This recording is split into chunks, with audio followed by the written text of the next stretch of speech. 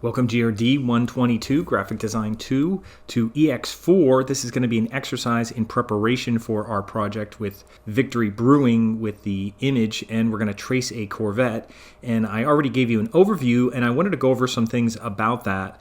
So let's get started. One of the things I'm going to do is look for a Corvette. And I mentioned in the previous video that, well, if you trace something, it's not really subject to copyright license. Well, sometimes it is, so you got to be careful, especially for something that's going to be on a label. You can't just take anybody's photograph, especially if it's an iconic photograph, and trace it and then say it's mine. So you got to be careful with it. Usually they can't track down vector artwork because you're usually changing it so much, but you got to be careful with it. So let's just go over a couple things to protect yourself just a little bit, especially if you're working for a label.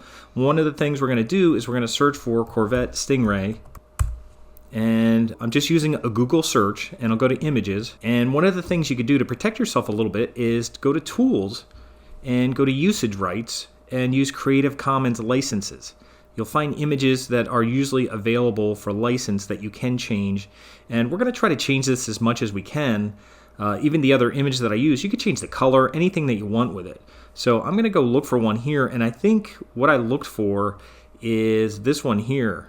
It says licensable, and you can look at license details. Now, it's showing through Creative Commons that you're free to share, adapt, remix, transform it, and everything here. And it says under the following terms: attribution, appropriate credit, indicate if changes were made. So even if you had it like a label on a can, you might indicate where the original photograph came from or something like that. So if you had to, or somewhere it would be attributed somewhere in case it was something that was making you money. So just be aware of that rather than just saying, hey, anything you trace is completely copyright free, which is not the case. So let's do that to be careful here. And you know what? Always the best thing I find is go take a picture of a Corvette. Go to a car show. Go somewhere. You know, if you're a graphic designer and you need a picture of something, then go somewhere and take a picture. Take your own photograph so it's your own. That's always the best thing to do. But if you can't, we're just doing this for practice, so it's not really an issue. But even for practice, looking up something that is copyright free, or at least there's some license agreement that you could use here. So I'm going to use this one, and I'm going to ask you use this one. We could always change the color, but we'll start with this, and I'll go over a couple things.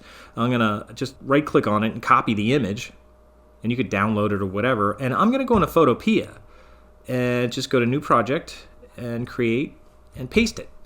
And well, why paste it? Well, in case I want to simplify it a little bit more. Now, you could simplify it in colors. You could make it grayscale if you want. Sometimes it's easier to take down the colors in grayscale.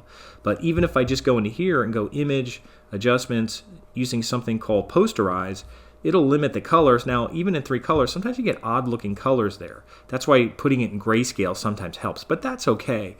Even right now, simplifying these colors, if I go down to 2, we're not going to have that many. It's going to be kind of hard to look at. 3 colors is fine here. I think we have a red tone, kind of a lighter tone, and that would be more of a lighter tone, a white tone that we could look at. And we could certainly have the original as well. But I'm going to do that and kind of go from there. And again, you could put it in grayscale and try to do that, but I'll start with that. And I'll hit OK.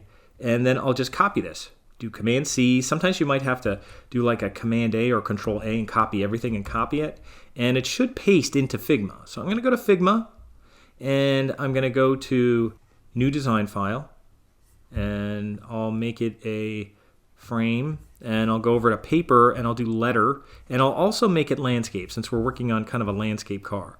So this is the original here, and you can see it turned that into magenta. I don't even know if we're going to need that, but the way we have it here, I guess it's okay a little. I don't know if we'll necessarily do that or just make everything a light color. I don't know if we need that magenta color, but it'll help a little bit, probably simplifying a little bit. The other thing you could do before I even paste it, that I just want to mention here after pasting it, is you could do this. You could go to Image Adjustments, Black and White, and you even have the ability with black and white to kind of adjust the color a little bit, adjust the red, adjust the yellow, you know, anything that you want in here.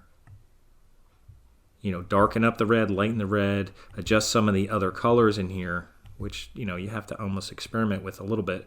But to get something like that, then if you had a black and white image, then if you went to Image Adjustments, Posterize, it's a little easier to kind of see the levels. See, that's 3 levels there. Now we kind of have that all in the highlight. It's a little easier to see the dark and the light. So that's one thing that you can do. So whether that helps or not, I'll cancel that. I'll go back to the way I was, and I'll go to where it was for pasting, and I'll just go to image adjustments, posterize again. I'll put it back on 3. And if something ever doesn't happen here, remember, make sure to be on this layer. I've had situations where I've tried to do something and I forget to go on the layer. So, you know, if you ever aren't on the layer, whatever reason, you're on here or something, or you're not on the layer at all when it opens up and you try to do something, it may not work. So make sure you're on the layer, and image adjustments, posterize, I'll put it back on 3. That should be fine. And I'll do that, and then I'll just copy it. I could do Command C. It should copy the layer, and if I go to Figma, I should be able to just paste it, and that did not work. Let me go back to Photopea again, do a Command A or Control A to select everything, then copy it, and then I'll go back to Figma, and I should be able to paste it now, and there it is. And it's bigger than my page, which is okay, so I'll zoom out. Remember, in Figma, you do have to hold Shift. In Photopea, you don't have to hold Shift when you scale it. So you hold Shift here, keep it nice and big, and you know, fill up your page. That should be good. You don't have to go all the way out, but that should be good for our tracing. And that's called image 1. And you could just leave it as image 1. And then what you could do here is, I'm not sure what I did here. What I'm going to do is I'll click off of this and I'll save it, and we'll call this, we'll rename it, we'll call it for Corvette Practice. How's that? And then if you want to put your last name, first initial. There. It's all ready to go. You're all ready to trace it. And usually what I like to do too is go in my image, turn down the opacity, you know, to like 50 or something, so it's easier to trace. So when you put lines around it, you could see the strokes and stuff. So I might put it down 50, 60, something like that, and get it where you want it, and then lock it. Then go over here and lock it so that you're not messing around with it. And then what we'll do is we'll start tracing it. We'll kind of do a bigger shape first and then work into smaller shapes. And we'll kind of use this. I know it's different than the one I used last time, but it's very similar. So we have a couple different colors that we could work with here, and we'll try to keep it simple. We'll try to use like a 1, a lighter one, a darker one, and then we have some grays in here and stuff. So we shouldn't have to use a whole lot of colors for an illustration. So, and we don't have to use magenta. I think I'll probably just use something lighter in here. That we could probably even use white. I mean, even a very light pink, maybe to go over that one. Maybe to go over that one might be okay. So this should be okay. I think we'll be all right with this, and we'll get started with this. So we're gonna go over the outline first. Now you could do the red part first, or you could do kind of the black. You could kind of do the tires if you want. I don't know if you need a whole outline with black, because where are you gonna have black? Black's only gonna be here and maybe down here a little bit. So, and it's hard to see a little bit here, so we're just gonna have to fix it a little bit so we see black. I don't want to put the shadow in. We could always put a shadow later, so I wouldn't worry about putting the shadow in. We'll try to make tires that kind of look like that. So we might do something that does kind of a black part first with the wheels, and maybe even goes up here, and then we'll do red around it first. We could even have this part be black, I guess. I'm not even sure.